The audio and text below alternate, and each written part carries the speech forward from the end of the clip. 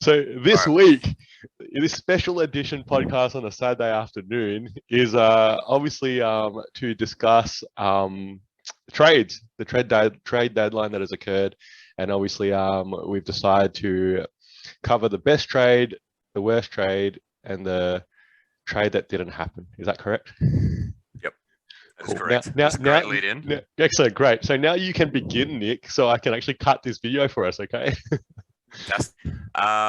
Well, don't get too shocked when I say it. The James Harden and Ben Simmons trade obviously fell into my category for best trade. Admittedly, I am selecting the Nets as the team that came out as better off. I understand that Ben Simmons has had a pretty tumultuous history in Philadelphia, but there's a couple of things that work in his favor. One, he's quite young comparatively to the person he was traded for. Two, his contract is locked in for another 4 years. And, let's say it doesn't work out in Brooklyn, they can probably flip it because it's, people love potential and will take a bite on that. But they also scored Steph Curry and Andre Drummond, right? So 2 points of emphasis that they've kind of needed because they are putting on some very random lineups during this Kyrie and Kevin absence. And they also got a first round pick for the upcoming draft and 2027, both of which they can maneuver with. So regardless if they win this season, they have set themselves up to be successful moving forward. Whereas I think for the 76ers, really they want to win it this year, because if not, Harden will be 33. Does he have legitimate hamstring issues? Is he ever going to be happy where he goes? I like the Brooklyn outcome much more, and I'm actually quite surprised that a player that essentially sat on his hands and did nothing for 44 games ended up having to be packaged like this, considering that Daryl Morey was obsessed with getting equal value. That's a bit of an obvious pick, isn't it, Nick? I think yeah, I will agree with you that I think Brooklyn came out ahead in that trade. I think Philly, unless they win a ring this year or next with this trade, is probably going to have some regrets, I guess, on this trade. But that's jury's still out, I guess. That verdict's still out. So I think Ben Simmons now will get back on the floor and definitely help Brooklyn with the right attitude, I guess. Hopefully, and obviously, and he's an all-star player anyway. So I think that's a no-brainer. That I think definitely a good trade there. But that is not the trade that I pick as the best trade in this trade deadline. Okay, here are some stats. I like giving you stats, and you can sort of figure out who this player is. Okay, on debut, he dropped 23 points, 6 assists, and 3 rebounds in his first game with his new team. He's 21 years old. Okay, and he's already shooting 45, 40 from the 3, and obviously 83% at the line. Okay. You've identified Tyrese Halliburton. Tyrese Halliburton, I think, is the best trade that was swung this trade period, and I think Indiana are going to be huge winners here. Huge. This kid is 21 years old. Okay, this kid is knocking on the door at some point, no doubt, for a 50, 40, 90 club. Okay, when he's given the keys to the offense here in Indy, and as he settles into a position where players only peak obviously in the late 20s, okay, that he'll be an all-star. Okay, barring some sort of injury or something like that, he'll be an all-star. He'll be the franchise corner piece in the one spot for Indy for the next 10 years. Okay, this was a huge trade for them to swing. Obviously, they did have to give out Sabonis. Sabonis, obviously, big fan of him, and is a stat stuffer, triple double sort of player every night sort of potential. But also, I think like 5 years older. Okay, and obviously with him and Miles Turner, it just wasn't working. They had to give up a piece to bring back a piece, and this was a huge win, I think, for Indiana bringing in Tyrese Halliburton. Look, it was there. Obviously, that's more of a potential pick, I think. I think Indiana's doing some interesting things as well. They picked up Jalen Smith from Phoenix, which, had a couple of flashes this season as well that looked good. And clearly, Indiana was kind of tired of just always teetering around that 5 to 10 range in the seedings and has some ambitions. Buddy Hield, maybe they'll flip him as well. I can't really fault that trade. I think, it'll be interesting to see if you pick that for the worst trade as well, because, losing Tyrese Halliburton is a big deal. Look, I guess that's like standard Kings procedure, right? So, I guess they King's just gonna king. they make the wrong choices and and it bites them in the ass. So look, let's see what happens there. I think they're trying to chase a play-in spot in the West now that they got Sabonis and they had a good first win, I guess. But it's a long season still to go, I think. And who knows? Who knows? It could be a win-win. Could be a win-win for both sides to a certain extent. But I think Tyrese Halliburton going to the Pacers, I think this kid will probably be an all-star in the next 5 years. Okay. If Indy win, he's going to be a big proponent of that. All right. And I think that's a huge bonus there. Yeah, he's one of those head scratchers as well because you think back to the draft with Jalen Smith, Tyrese was still on the board at that time, and would have been a nice asset for Phoenix.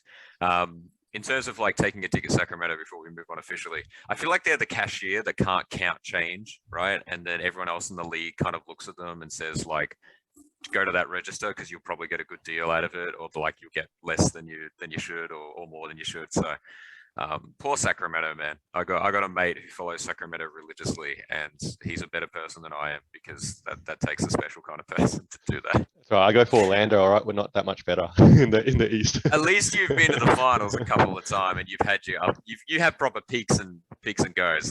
The Sacramento just keeps like they start to peak, and then it's like, no, we don't like this. Let's go back down.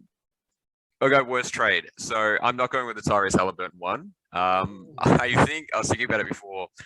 I must be growing a hatred inside of me that I didn't realize because my worst trade was the CJ McCollum trade. And the reason why I've picked it is because I just think the New Orleans Pelicans just don't know what they're doing. And this was indicative of the trade. So they have acquired CJ McCollum, Larry Nance Jr., and Tony Snell. Larry Nance is a good role player. We'll give that. Tony Snell, I don't know if he'll do much. And CJ McCollum has some substantial injury issues and is also a very small guard. And he pretty much just scores, really. That's what he does. And that's pretty much what Brandon Ingram does. And that's pretty much what Zion will do if he returns. And I just think that there's this weird, they have obviously quite a compulsion. We need to prove to Zion that we'll do things and make it win. I don't think he was the piece. What they gave up Josh Hart and Alexander Walker, which, were pretty solid players. You can make a case and say Josh Hart might have had a bit more trade value based on A, the contract, and B, he was having a career year. But they gave up 3 picks, one of which is, it is a protected pick, but it's, for this upcoming draft and, a couple down the line. CJ McCollum might average 18 points for them. It's not going to change them in the standings. And surely that package could have gotten someone else, maybe not now, but at the offseason. I'll agree that this trade probably doesn't move the needle very much, especially for the Pelicans. It's not my worst trade, but I think, you're right. CJ's obviously got his asterisks and his question marks, I guess, against him. Still a great player, don't get me wrong, but he probably needs to go into the right fit. I think some of the other teams that was sort of lobbied around was like Philly, obviously before the Harden trade, going there and landing there, being able to play off that, Embiid and Tobias Harris and things like that. I think going to Pelicans, I don't know, they're probably still that fringe sort of playoff team anyway. Even if Zion was healthy, okay, I think Pelicans ceiling at the moment is probably that 4 to 8 bracket. At best, and there's probably still got there's some level of maturity, some level of defensive identity that needs to occur there still to really sort of vault up into the top 4, I think, in the West. But I think the trade that I picked though for the worst trade here is, what the hell are the Dallas Mavericks doing? And here's why I'm saying this is the worst trade. Okay, they're 33-23 after a slow start. Okay, a slow start after a lot of sort of COVID issues. Doncic was out for a while, and obviously Porzingis was always in and out anyway. That sort of has been for the last few years. But they're starting to get it together. Okay, and they swung this trade for, they traded away Porzingis for Dinwiddie, yeah, and Bertans, and both of those players have probably got more question marks over them. And besides the insurance suggestion where, if Jalen Brunson walks in free agency and things like that, they're making themselves worse. They're making themselves worse for the run home this season. Obviously Luka came out, dropped 51 in the first game as the lone star. Yeah. And maybe he'll average 40 for the rest of the season. Who knows? Okay. I won't complain. He's on my fantasy team, but I guess the reality for the Dallas Mavericks is that this was a trade that made no sense to make it now and for what they got back in return. It was on my list of trades, but there's a couple of reasons why I don't hate it as much as others. Obviously, number one, he is a 7'3" man who has an ACL injury already. And big guys with lower leg injuries don't typically last very long. And that's been proven. So I've got his basketball reference up. In his time in Dallas, he played 57 games, 43, and currently this year 34. So he has not played as much as they would have liked for him. It's a massive contract. It's, and also there was an ego clash between the two of them. But the money guaranteed to Dinwiddie and Bertans, especially Bertans, I think still has like 3 years left on his contract, adds up to the same sort of numbers. That's the thing. So it's a different year bracket. So Kristaps was on your books longer than these two were. So hopefully, right? Because I think what the issue is with Luka is Luka has the talent to potentially win a championship right now, but the difference is he doesn't have the maturity to, right? Doesn't take the off season seriously, gets a little bit too whingy with the refs and really is happy to put up 50 points, but maybe not do everything else, right? He'll pass you the ball to look flashy, not necessarily because it's the right team play. And there's a maturity that needs to happen there. They've surrounded him technically with playmakers / shooters, right? And I think that is the team designed for Luka. You could make a case to say if Luka wins a championship in the next 10 years, it's the old model of the 1 in, 4 out, where it's a 5 out and he's the facilitator / driver and kicker of all of that, kind of similar to how the LeBron teams could have been more successful at times, just shooters around the guy because he'll create it for you. I also think that if Kristaps Porzingis injures himself again or just is out again, I think you'll notice that, the Wizards just are stuck with contracts that's just bad for Bradley Beal as well. And that's probably who I'd be identifying as a loser more, because what are you doing with Bradley Beal?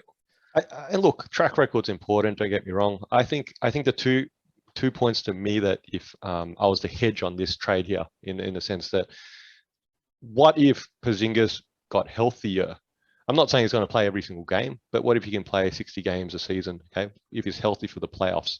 Okay, I think that still helps Dallas win at that time of the year when you need your players all available to you. On the other side of this, I think the corner piece coming back was clearly Dinwiddie, and obviously he went from Brooklyn obviously to the Wizards and had a really down season. I think everything that I've seen from him, and it's sort of, it's almost potentially that he peaked really in Brooklyn.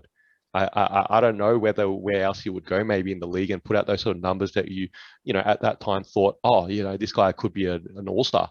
Okay, I just don't see that occurring again. And you've seen many guards, especially sort of point guards, that have sort of had that 1 or 2 hot years and then sort of just bounce around the league and haven't been able to replicate that sort of success. It feels like that sort of situation for Dinwiddie and injuries obviously as well and things like that. And look, I don't know, obviously that to me is how I forecast this trade that could have, that plays out if it hadn't sort of occurred. And I think Dallas would have been better off if they hadn't had swung it. Look, I think the other thing is it's not necessarily them swinging it or not swinging it. It's who they get back in return. Because let's say Kristaps stays healthy this season, gets up to 60 games, as you alluded to, and plays well. His trade value hypothetically should be up. And then Can you get someone better Absolutely. or a better package in the offseason? So they might have they pulled the trigger. Sometimes you've got to trust you pulling the trigger for a reason, right? We talked about Kemba Walker the other day and how Charlotte didn't give him the supermax, and then he goes to Boston and his knees just all of a sudden don't seem to hold up anymore.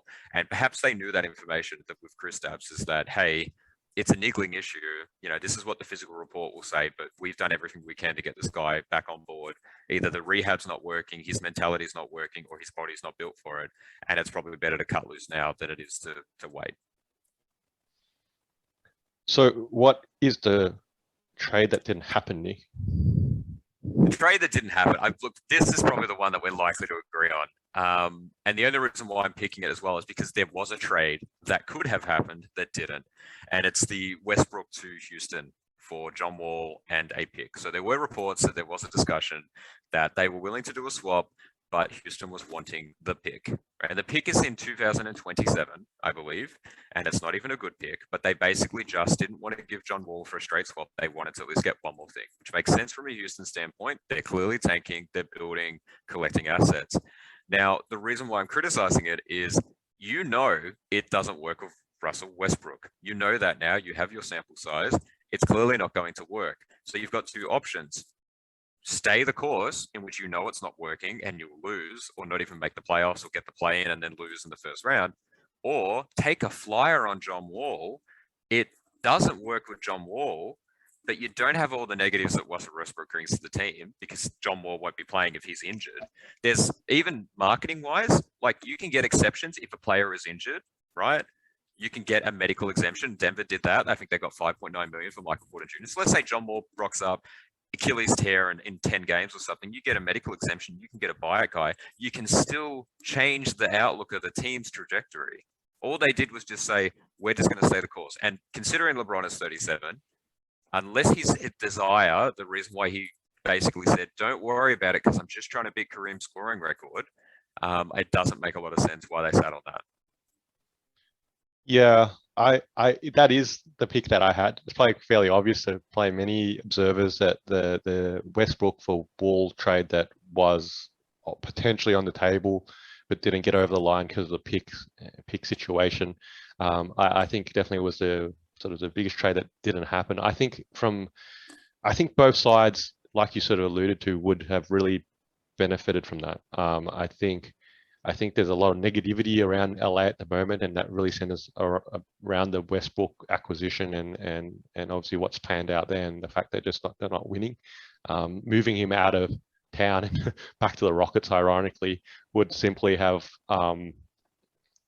would have just quietened that distraction, a distraction that was probably unnecessary and not helpful at all to them trying to get to that sort of playoffs, get to the playoffs.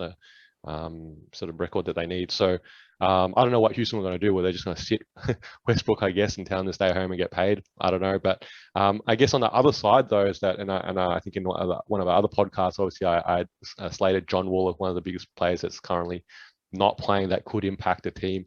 And I guess if he had gone to the Lakers, and I've always been a John Wall fan, I think it could have been a real redemptive season, I guess, or half a season remaining for him if John Wall came along and assisted the Lakers to finish top 6, avoid that play-in, maybe win 1 or 2 rounds. I'm not saying they're going to win a championship, okay, but maybe win, get to the conference finals, even something like that. Okay, if everyone's healthy, I think that would have be a great storyline, not only for John Wall but the Lakers. And I think the reward there, really could have outweighed the risk of swinging for this trade. But look, ultimately not to be. Yeah, and look, again, still really puzzling. I think, you think, play the games, play the 30 games, get to the playoffs, have a decent run. That's trade value for John Wall. That even if they turn it around now for the last 30 games, the trade value doesn't go up for Westbrook anymore, because it's been evident that there's a mentality issue of, I'm not willing to play a role. There is the known factor of he comes with 4.5 turnovers per game. That's what you're going to get. There was no interest on the dude. You just roll the dice. It's like being dealt 12 in a blackjack game, right? It's a bad hand. It probably isn't going to work out, but you've got to hit because you've got no other choice.